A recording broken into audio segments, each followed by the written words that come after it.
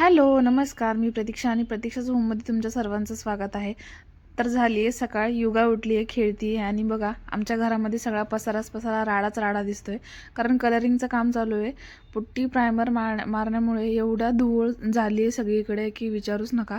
आणि हे घर कोणाचं आहे, खाली का आली आहे, तर हे सगळं मी तुमच्याशी पुन्हा शेअर करणार आहे. मम्मी कुठे चालली की मॅडमला सोबतच यायचं असतं. आली तर आली, एवढी खुश झाली की नाचूच लागली.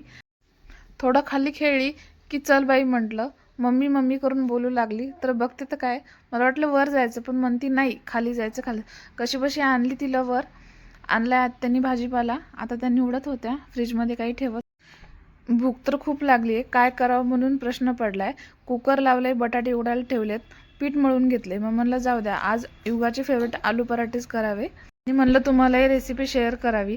तर चला, बटाटे मॅश करून घेतलेत, त्याच्यामध्ये धने पावडर टाकली आहे, मीठ टाकलं आहे, मिरचीची पेस्ट टाकली आहे आणि ते मिक्स करून घेतले. आणि लाल मिरची पावडर, हळद घातली आहे, मीठ आवश्यकतेनुसार घातलं आहे, ते मिक्स करून घेतलं आहे. आणि कोथिंबीर मिक्स करायची राहिलीच होती, मग ती चिरून टाकली आहे.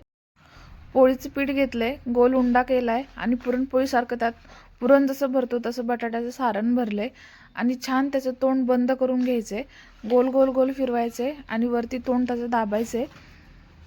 आणि छान आपला पराठा हलक्या हलक्या हाताने लाटून घ्यायचा आहे. पराठा लाटून झाला की तवा गरम झाला की थोडंसं तेल त्याच्यावर टाकून पराठा तव्यावर टाकायचा आहे. पराठा तव्यावर टाकला की दोन्ही साईडने छान भाजून घ्यायचा आहे. शेवटी तेल लावायचं आहे. छान भाजला की प्लेटमध्ये काढून घ्यायचं आहे. छान तूप घालायचं आहे, सॉससोबत खायचं आहे. मला तर खूप भूक लागली, मी खाऊन घेते. आणि चॅनलला सबस्क्राईब करायला विसरू नका. बाय.